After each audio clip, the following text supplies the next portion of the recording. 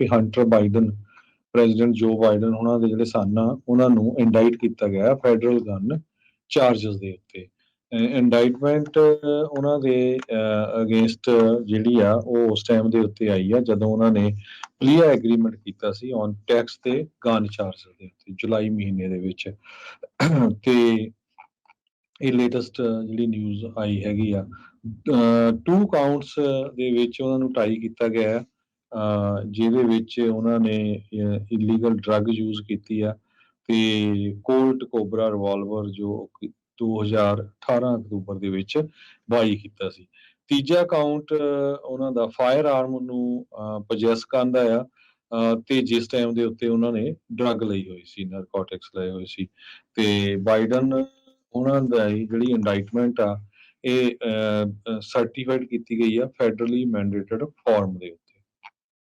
ਜੀ ਬਿਲਕੁਲ, ਇਹ 2 ਜਿਹੜੇ ਕਾਊਂਟ ਆ ਇਹਨਾਂ ਦੀ ਮੈਕਸਿਮਮ ਪ੍ਰਿਜ਼ਨ ਸੈਂਟੈਂਸ 10 ਸਾਲ ਦੀ ਹੋ ਸਕਦੀ ਆ, ਤੀਜੇ ਕਾਊਂਟ ਦੀ 5 ਸਾਲ ਦੀ ਆ ਤੇ ਨਾਲ ਦੇ ਨਾਲ ਹਰ ਇੱਕ ਕਾਊਂਟ ਦੇ ਜਿਹੜੇ ਮੈਕਸਿਮਮ ਫਾਈਨ $2.5 ਲੱਖ ਤੱਕ ਦਾ ਹੋ ਸਕਦਾ ਹੈ। ਸਿਟਿੰਗ ਪ੍ਰੈਜ਼ੀਡੈਂਟ ਦੇ ਮੁੰਡੇ ਦੀ ਇਹ ਹਿਸਟੋਰਿਕ ਇੰਡਾਈਟਮੈਂਟ ਜਿਹੜੀ ਉਹ ਆਈ ਆ ਜਦ ਇਹ ਪਲੀ ਡੀਲ ਬਣੀ ਸੀ। 1 ਸਾਲ ਤੋਂ ਵੱਧ ਚੱਲੀ ਜਿਹੜੀ ਹੰਟਰ ਬਾਈਡਨ ਦੀ ਇਨਵੈਸਟੀਗੇਸ਼ਨ ਚੱਲ ਰਹੀ ਸੀ। ਹਾਊਸ ਰਿਪਬਲਿਕਨਸ ਨੇ already impeachment inquiry president Biden ਦੇ ਉਲਟ ਵੀ ਜਿਹੜੀ ਸ਼ੁਰੂ ਕਰ ਦਿੱਤੀ ਹੈਗੀ ਆ।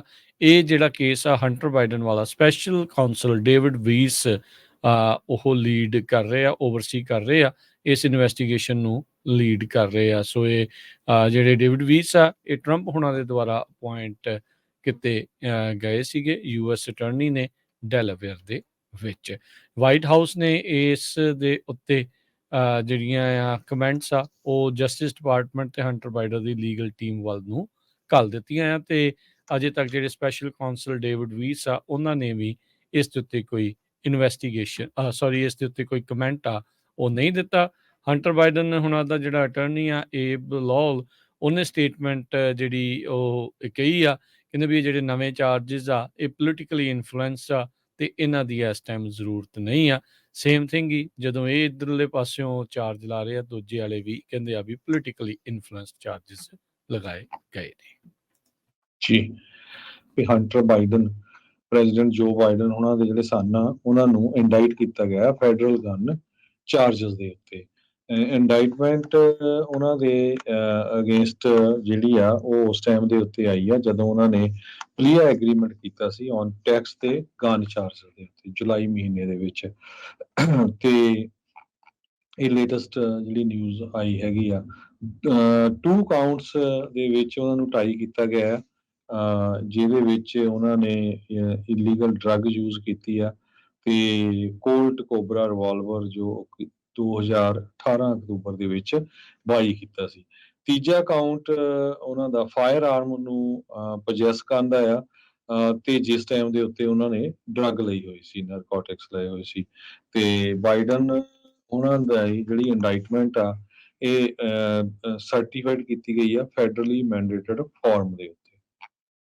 ਜੀ ਬਿਲਕੁਲ, ਇਹ 2 ਜਿਹੜੇ ਕਾਊਂਟ ਆ ਇਹਨਾਂ ਦੀ ਮੈਕਸਿਮਮ ਪ੍ਰਿਜ਼ਨ ਸੈਂਟੈਂਸ 10 ਸਾਲ ਦੀ ਹੋ ਸਕਦੀ ਆ, ਤੀਜੇ ਕਾਊਂਟ ਦੀ 5 ਸਾਲ ਦੀ ਆ ਤੇ ਨਾਲ ਦੇ ਨਾਲ ਹਰ ਇੱਕ ਕਾਊਂਟ ਦੇ ਜਿਹੜੇ ਮੈਕਸਿਮਮ ਫਾਈਨ $2.5 ਲੱਖ ਤੱਕ ਦਾ ਹੋ ਸਕਦਾ ਹੈ। ਸਿਟਿੰਗ ਪ੍ਰੈਜ਼ੀਡੈਂਟ ਦੇ ਮੁੰਡੇ ਦੀ ਇਹ ਹਿਸਟੋਰਿਕ ਇੰਡਾਈਟਮੈਂਟ ਜਿਹੜੀ ਉਹ ਆਈ ਆ ਜਦ ਇਹ ਪਲੀ ਡੀਲ ਬਣੀ ਸੀ। 1 ਸਾਲ ਤੋਂ ਵੱਧ ਚੱਲੀ ਜਿਹੜੀ ਹੰਟਰ ਬਾਈਡਨ ਦੀ ਇਨਵੈਸਟੀਗੇਸ਼ਨ ਚੱਲ ਰਹੀ ਸੀ। ਹਾਊਸ ਰਿਪਬਲਿਕਨਸ ਨੇ already impeachment inquiry president Biden ਦੇ ਉਲਟ ਵੀ ਜਿਹੜੀ ਸ਼ੁਰੂ ਕਰ ਦਿੱਤੀ ਹੈਗੀ ਆ।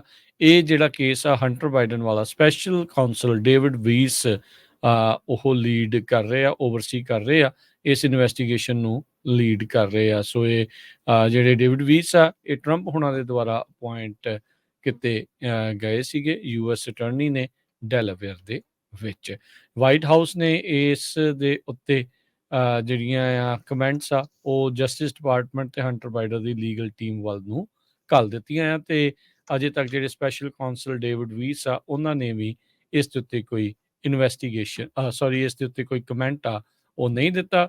ਹੰਟਰ ਬਾਈਡਨ ਹੁਣਾਂ ਦਾ ਜਿਹੜਾ ਅਟਰਨੀ ਆ ਏਬ ਲੌਲ ਉਹਨੇ ਸਟੇਟਮੈਂਟ ਜਿਹੜੀ ਉਹ ਕਹੀ ਆ, ਕਹਿੰਦੇ ਵੀ ਇਹ ਜਿਹੜੇ ਨਵੇਂ ਚਾਰजेस ਆ ਇਹ ਪੋਲੀਟੀਕਲੀ ਇਨਫਲੂਐਂਸ ਆ ਤੇ ਇਹਨਾਂ ਦੀ ਇਸ ਟਾਈਮ ਜ਼ਰੂਰਤ ਨਹੀਂ ਆ। ਸੇਮ ਥਿੰਗ ਹੀ ਜਦੋਂ ਇਹ ਇੱਧਰਲੇ ਪਾਸਿਓਂ ਚਾਰਜ ਲਾ ਰਹੇ ਆ, ਦੂਜੇ ਵਾਲੇ ਵੀ ਕਹਿੰਦੇ ਆ ਵੀ ਪੋਲੀਟੀਕਲੀ ਇਨਫਲੂਐਂਸ ਚਾਰजेस ਲਗਾਏ ਗਏ ਨੇ। ਜੀ।